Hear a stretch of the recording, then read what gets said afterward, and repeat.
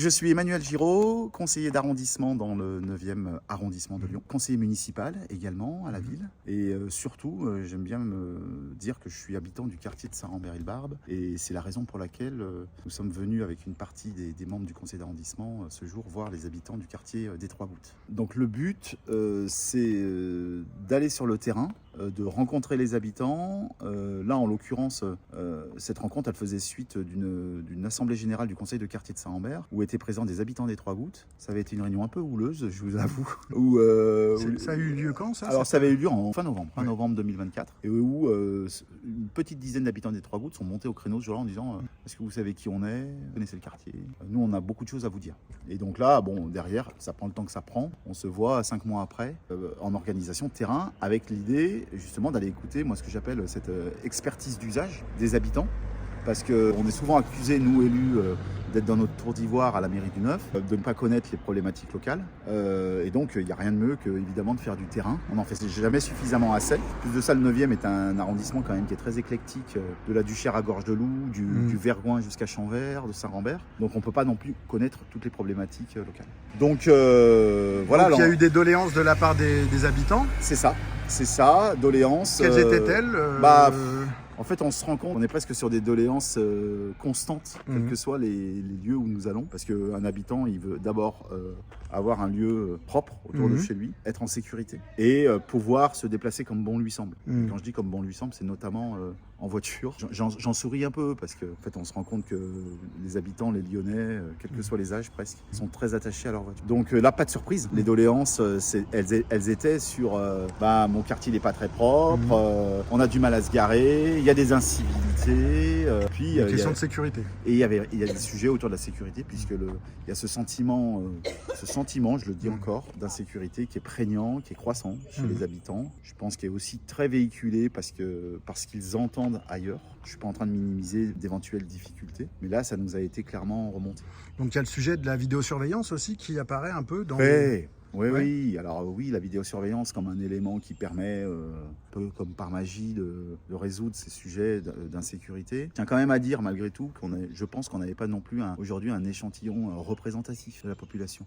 Toutes les personnes qui étaient là, elles avaient quasiment toutes plus de 50 ans. Donc on est sur un segment de population qui n'ont pas ou plus d'enfants et qui, évidemment, qui nous révèlent des difficultés qui ne sont pas forcément celles que l'on pourrait avoir chez les jeunes, qui nous diraient peut-être qu'il n'y a pas lieu, il y a pas suffisamment de lieux communs, ou chez des familles qui vont avoir des préoccupations peut-être plus par rapport à l'école, l'accès à des services, etc., etc. Et dans le conseil du 9e, c'est aussi un débat qui a lieu ou...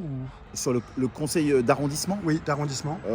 Sur ces sujets de sécurité? De vidéosurveillance. Ah oui, effectivement. Alors, moi, je le vis. Plus de ça, je suis conseiller municipal, donc je siège au conseil municipal de la ville. Donc, évidemment, le sujet de la vidéosurveillance, c'est invité progressivement. La majorité en place, elle est plutôt à dire déjà stabilisons le parc de vidéo, rendons-le efficace. Le maire a pris un petit virage ces derniers mois pour ajouter des caméras. Mais effectivement, on a une opposition municipale qui nous dit qu'il faudra en mettre beaucoup, beaucoup plus. Nous, ce que l'on milite plus, c'est au lieu de dépenser des sous dans les caméras et les personnels qui sont derrière les écrans, on ferait mieux de remettre du bleu, des uniformes en proximité de terrain pour que justement ce ne soit pas la technique qui vienne à fabriquer la sécurité, mais bien que ce soit dans un rapport humain entre des habitants et des forces de l'ordre. Alors, par rapport à la vidéosurveillance dans le quartier, moi je suis tombé sur une pétition sur Internet qui a été lancée. Vous en avez entendu parler de cette pétition? Pas du tout. Alors, moi, je suis tombé sur une pétition hyper bizarre là, qui appelle justement en fait à mettre de la vidéosurveillance ici en mettant en avant les chiffres, la réduction d'incivilité avec, etc.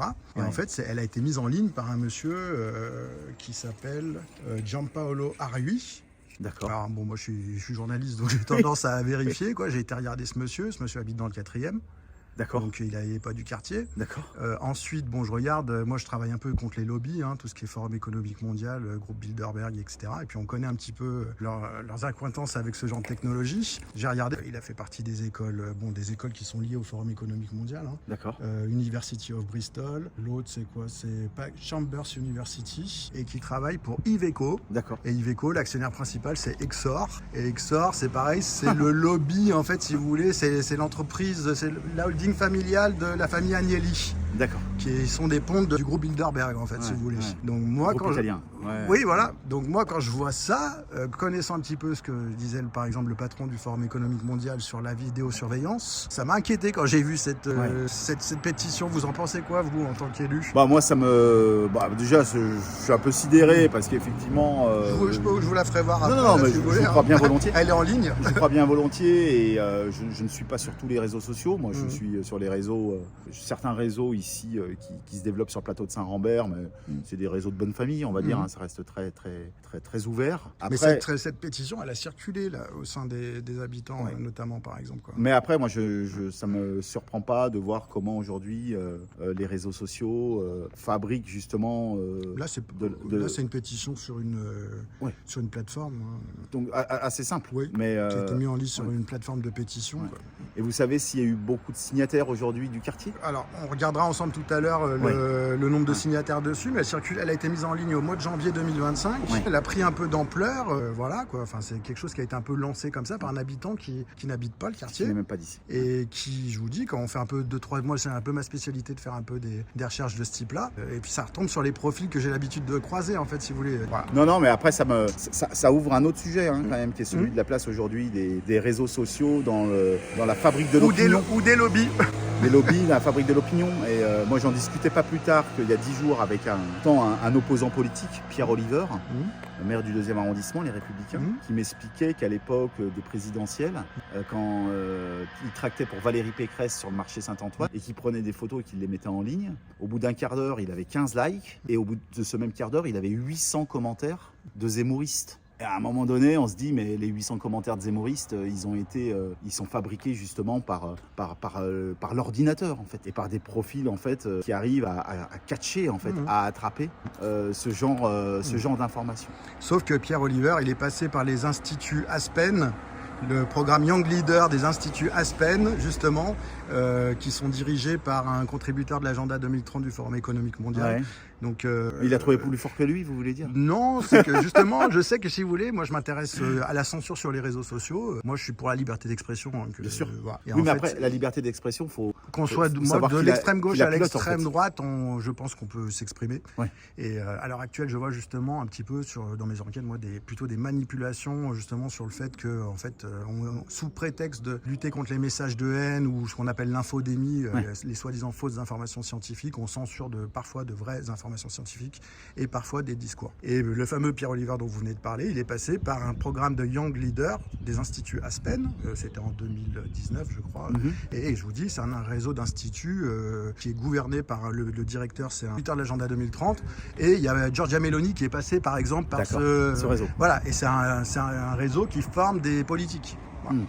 Donc je me méfierais quand même de ces remarques sur ce genre de sujet. Mais après, effectivement, on se disait quand même qu'aujourd'hui, sur certaines femmes ou hommes politiques, on sait que les réseaux aujourd'hui, on le voit avec Trump, on le voit aussi avec des réseaux russes, etc.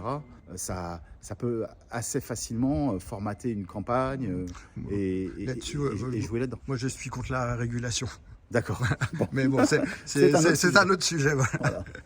Mais merci en tout cas de vous être prêté au jeu et d'avoir été au devant des habitants. Ouais. Merci à vous. Merci.